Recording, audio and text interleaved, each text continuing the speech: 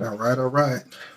Second part of my lesson.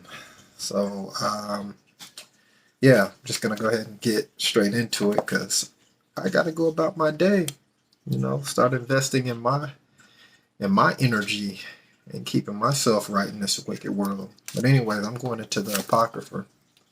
Okay, this is an extension of the King James Bible that was taken out of the Old Testament of the Bible.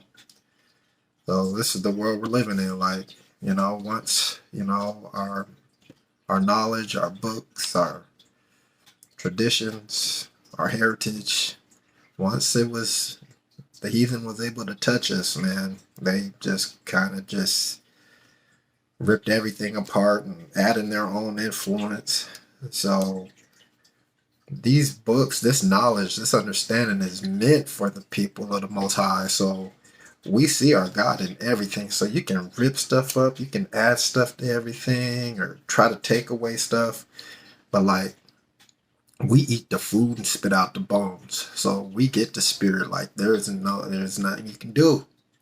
It's nothing you can do. When it's time, you know, it's time for us to wake up. Ezekiel 37, can these bones live? Yes, they can, Father. All is in your hands. All is in your hands. All glory to the Father. But through the Spirit, I'm going to be starting at second book of Ezra, chapter 1, verse 5. And it reads, "Go thy way and show my people their sinful deeds, and their children their wickedness which they have done against me, that they may tell their children's children, because the sins of their fathers are increased in them, for they have forgotten me, and have offered unto strange gods." Okay, what we've been talking about, like, that's one of the biggest reasons why we're in this hole, because we were offering the strange gods. How do we come out of these curses? Coming back to our Father, because he's turned his face to us again. So now we have to really um, purge ourselves of wickedness and bad habits and desires to come back into alignment with our Father, so that we can receive those righteous blessings on the earth, that we're all capable of having. We just have to get in alignment. So Second Ezra chapter 2, verse 27. So be not worried, for when the day of trouble and heaviness cometh, others shall weep and be sorrowful, but thou shalt be merry and have abundance. Okay, so I'm gonna read that again. Be not worried, for when the day of trouble and heaviness cometh, others shall weep and be sorrowful, but thou shalt be merry and have abundance. Verse 28. The heathen shall envy thee, but they shall be able to do nothing against thee, says the Lord. So don't be in fear out here. Like, do what's righteous, do what's good. Like, man, they're gonna hate, they're gonna look at you certain ways, they're gonna feel certain ways about you, they might talk about you, they might even want to fight you. But you have the upper hand now. Like, the Most High is with you. Like, when God is for you, no one or nothing can come against you and be successful. Okay? So understand that. Be not worried, for when the day of trouble and heaviness cometh, others shall weep and be sorrowful, but you shall be merry and have abundance. And all this craziness is going to go on. You're going to have merry and abundance. You can come into this truth, and you align yourself with righteousness and purity. Okay? The heathen shall envy thee, but they shall not be able to do nothing against thee, says the Lord. Okay? And you align yourself, and this word isn't true, like, okay, then you have ground to speak on. But if you ain't even in alignment and haven't even attempted, like, don't speak on something you don't know. And a lot of people speak on stuff they feel they know and haven't did any type of scientifical research to get down to the earthly way of looking at things. Like, haven't done any type of research. Haven't applied any type of uh, science to the process just to see if it's true or not. Like, man, I don't. It's crazy out here. Second Esdras, chapter 12, verse 11. The eagle whom thou sawest come upon from the sea is the kingdom which was seen in the vision of thy brother Daniel. No, I don't think. Is this what I want? I don't think this is it.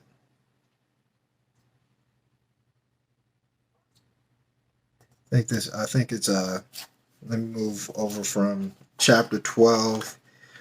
I think 32 is what I want here. This is the anointed which is the highest has kept from them for their wickedness unto the end. Okay? He shall reprove them and shall upbraid them with their cruelty. For he shall set them before him alive in judgment, and shall rebuke them and correct them.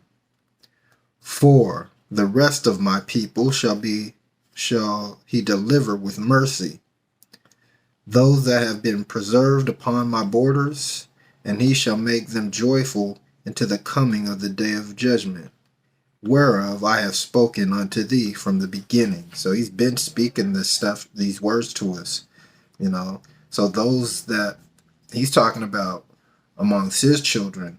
So there's going to be some of us that are going to perish in these plagues, but then there's a portion that the Most High is going to preserve. That he's going to preserve, that like he said, like we were discussing earlier, that he's going to clean, forgive, and be a God to, and we will be his people. Moving forward. Okay. Still in second Esdras. I believe verse 14. Chapter 14, verse 27, I believe. Let me see here.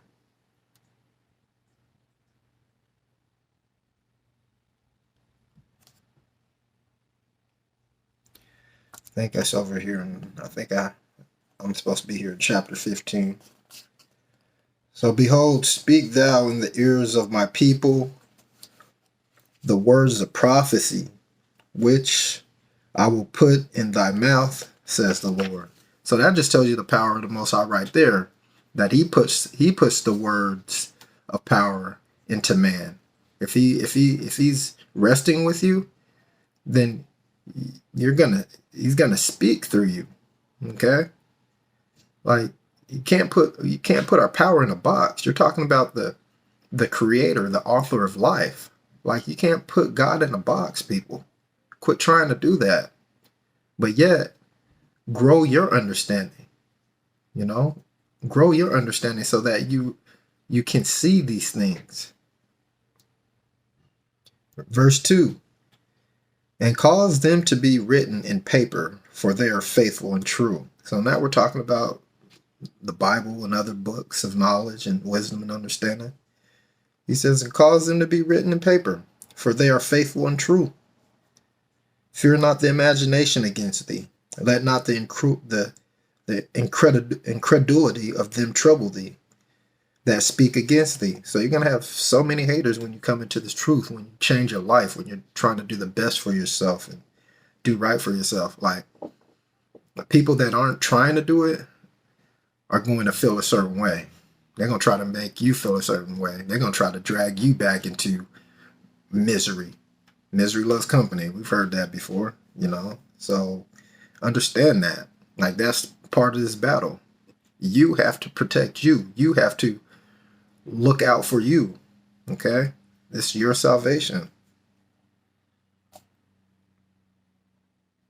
For all the unfaithful shall die in their unfaithfulness. Behold, says the Lord, I will bring plagues upon the world, the sword, famine, death, and destruction. For wickedness has exceedingly polluted the whole earth, and their hurtful works are fulfilled. Therefore, says the Lord, I will hold my tongue no more as touching their wickedness. So this is the times we're in right now. So the Most High says he's not going to hold his tongue anymore for the wickedness. His judgment's going to come quick, which they profanely commit. Neither will I suffer them in those things in which they wickedly exercise themselves. Behold, the innocent and righteous blood crieth unto me, and the souls of the just complain continually. And therefore, says the Lord, I will surely avenge them, and receive unto me all the innocent blood from among them. Okay, verse 10.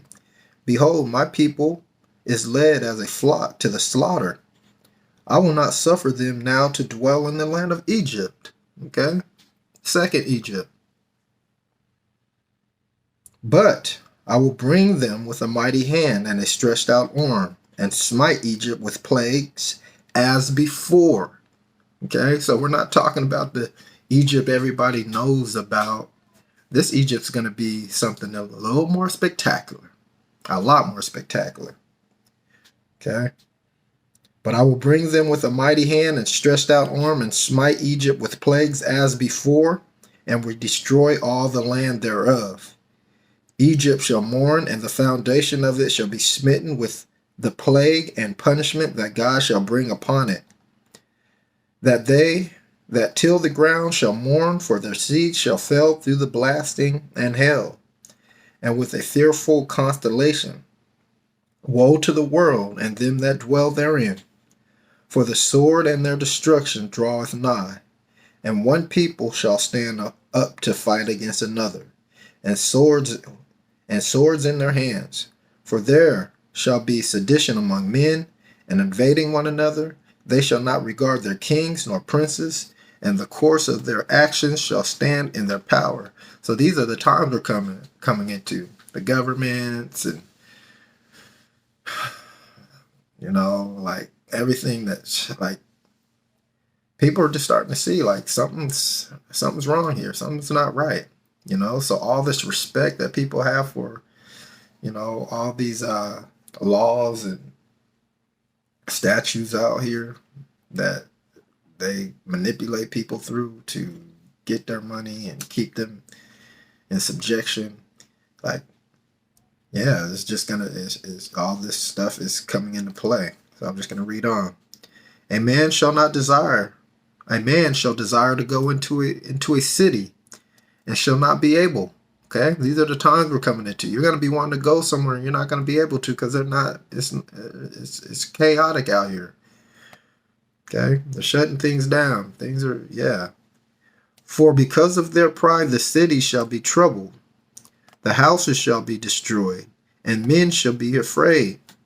A man shall have no pity upon his neighbor, but shall destroy their houses with the sword, and spoil their goods because of the lack of bread, and for great tribulation. These are the times we're coming in. Prepare yourself.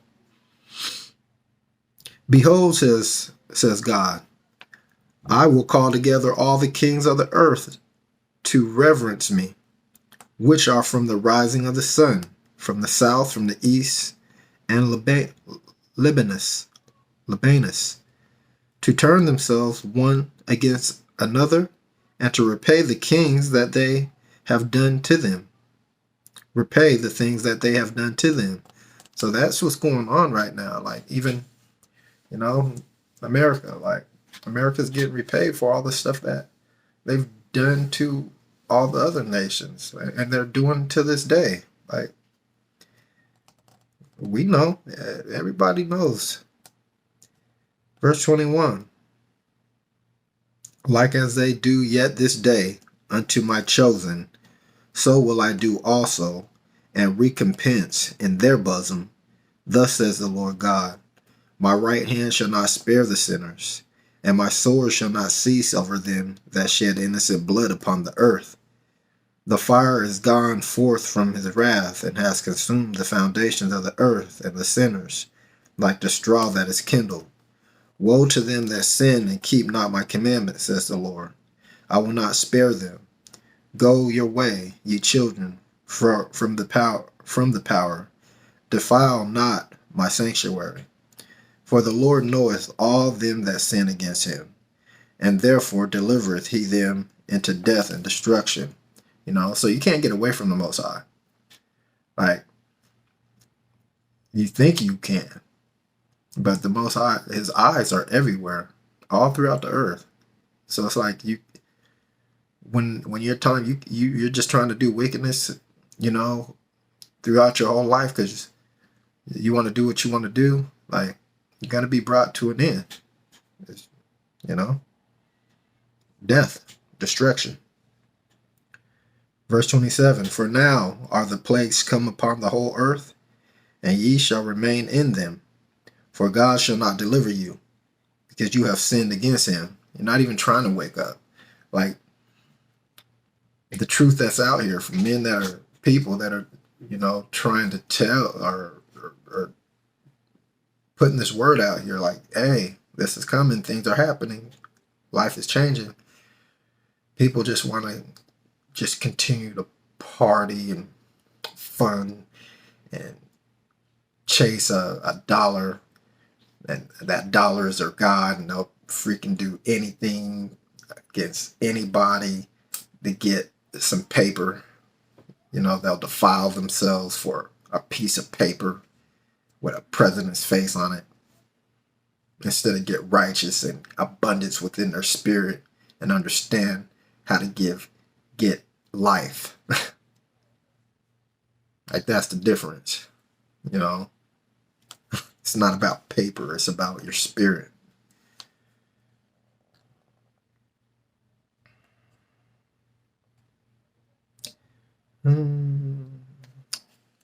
All right, so I'm going to move forward. Second Ezra chapter 16, verse 1. Woe unto thee, Babylon and Asia. America and Asia. Woe unto thee, Egypt and Syria. Gird up yourselves with cloth and sack and hair. Bewail your children, and be sorry for your destruction at that hand. A sword is sent upon you. A sword is sent upon you, and who may turn it back? A fire is sent among you, and who may quench it? Plagues are sent unto you, and what is he that may drive them away? May any man drive away a hungry lion in the wood? Or may any one quench the fire in a stubble when it has begun to burn? May one turn again the arrow that is shot of a strong archer? The mighty Lord sendeth plagues, and who is he that can drive them away? Like, when the Most High is fed up and he's cleansing people, the earth, there's nothing you can do. So during that time, if you're playing around, hey, keep that same energy.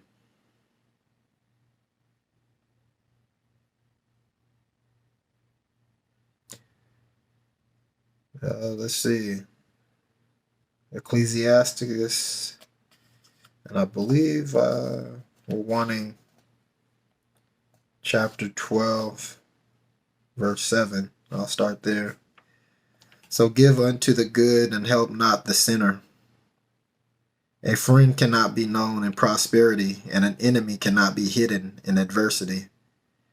In the prosperity of a man, enemies will be grieved, but in his adversity, a friend will depart. Yeah.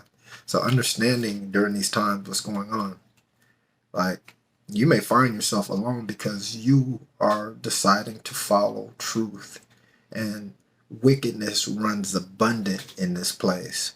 So when you match up the formula, you figure out this equation, it may be that, yeah, I you might find yourself by yourself, but spiritually you're never by yourself.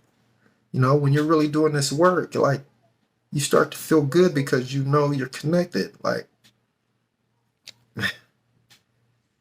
yeah, let's move forward because I don't want to make this too long of a video. I just want to make sure I get this word out.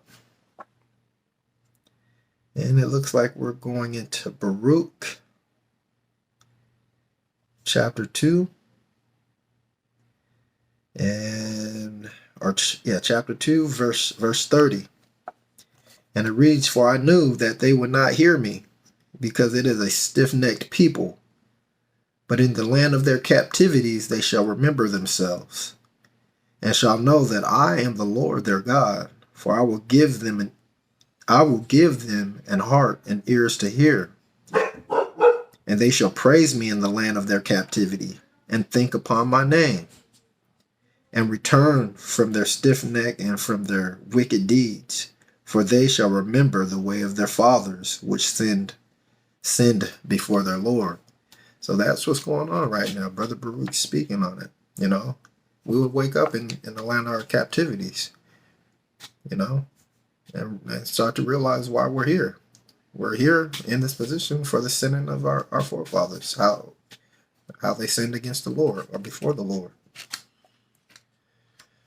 Go to Baruch chapter 4, verse 25. It says, My children, suffer patiently the wrath that is come upon you from the Most High. For thine enemy has persecuted you. But shortly thou shalt see his destruction, and shalt tread upon his neck. Yeah, that goes to all the Psalm 83s, our enemies that have lived, you know, very, very high levels, you know, off our backs.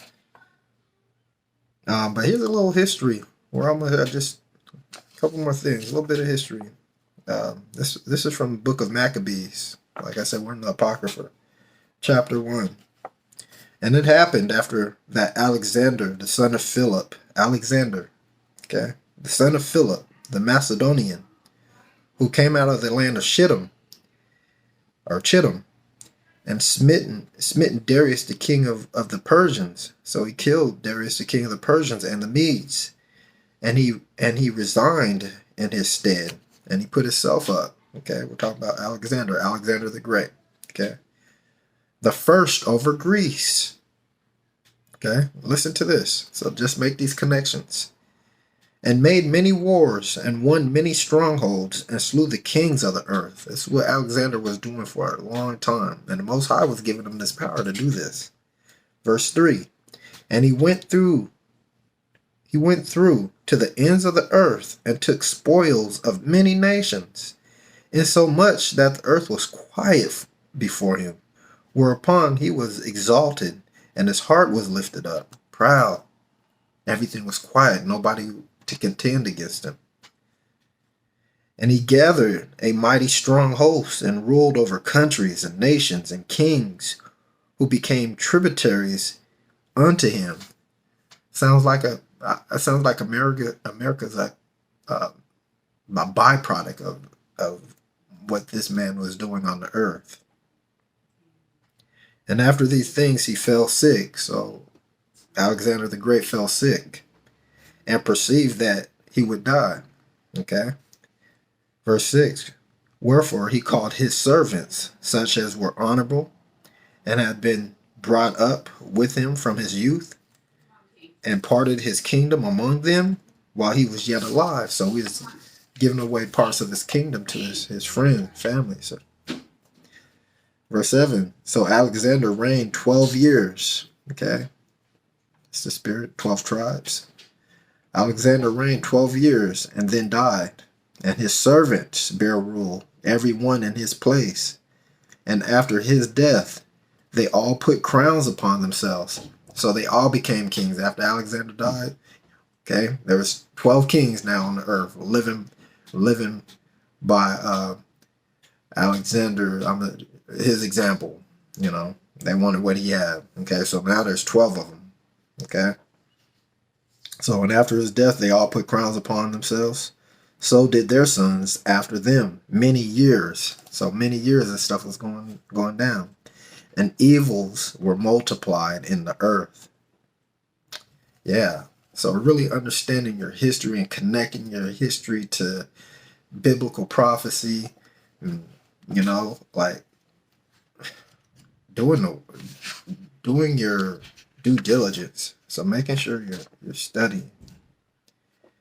And my last verse, chapter 6 of Second Maccabees. And so this is what was going on in our nation when Greece, these people were coming up against us. It says here, verse 6, neither was it lawful for a man to keep Sabbath days or ancient feasts, or to profess himself at all to be a Jew, okay, an Israelite. In the days of the king's birth, every month they were brought by bitter constraint to eat of the sacrifices. And when the feast of Bacchus was kept, the Jews were compelled to go in procession, and Bacchus carrying ivy. Moreover, there went out a decree to the neighbor cities of the heathen by the suggestion of Ptolemy against the Jews, that they should observe the same fashions and be partakers of their sacrifices. Okay, so we're supposed to change, you know, and stop living, you know, in our traditional ways. Verse 9, and whoso would not conform themselves to the manners of the Gentiles should be put to death. So that's what was happening. That was happening even here in these lands, you know, when they were allowed to come over here through the power of the Most High. Okay. Then might a man have seen the present misery. Verse 10, for there were 2 women brought who had circumcised their children, whom when they had openly led round about the city, the babes hanging at their breasts, they cast them down headlong from the wall. So this is the persecution that was being put out of our people, from our people, to bring us into this state that we're in now, to where we're still persecuted today. Verse 11, and others that run together into caves nearby to keep the Sabbath day secretly, being discovered to Philip, were all burnt together. Okay, so there was no keeping of the Sabbath, like no keeping this day among the heathen, because they made a conscience to help themselves for the honor of the most sacred day. Now I beseech those that read this book, that they be not discouraged for these calamities. Okay, this is speaking to us now in this moment. But that they judge those punishments not to be for destruction, but for a chastening of our nation. Okay, for a lesson towards our nation. Okay, but anyways, man, it's beautiful. All praises and glory to the Most High. I'm gonna leave it there. I gotta go put in some work, you know, for my individual spirit. And yeah, I'll catch up to y'all later. All right, one.